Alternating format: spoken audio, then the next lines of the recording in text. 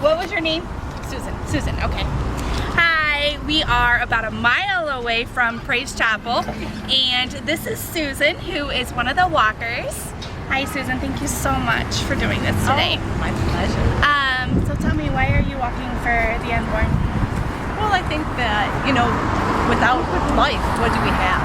I mean, that is what everything is about, and I think it's important that we get the message out to those who think that abortion is no big deal. I do have friends of mine that have had abortions, and one thing that no one told them prior to the going through it was, there's nothing wrong, you won't have any effects. And nobody told them about the psychological traumas that they would be going through.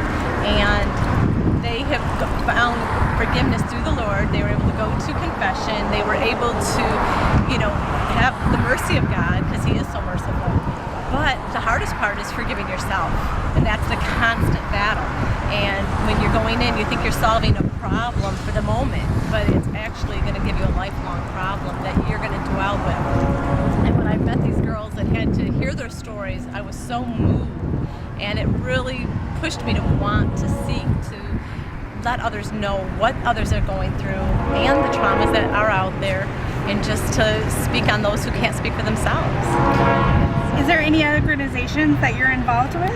Well, we do have a Respect Life group at our church at St. Gregory's, and the Respect Life is just, it's amazing what's going on out there. And I'm not actively involved, because in the past I was more with the politics and going out there and fighting to get our values out there in our political arena.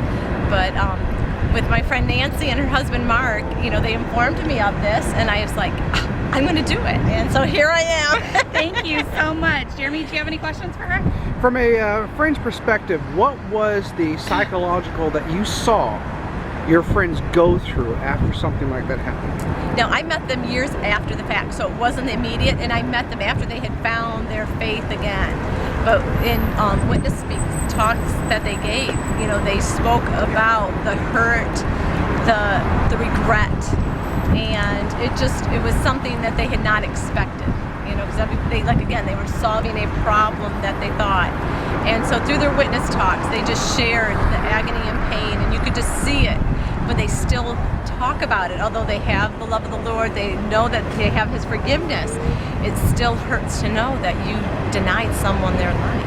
And it's so hard to see somebody reacting to that. But again, I wasn't there at the moment as they were struggling with it.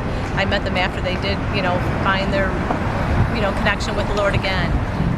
But it's just, again, something that's so important, because so many people, like I said, they don't realize what traumas are going to come down the road after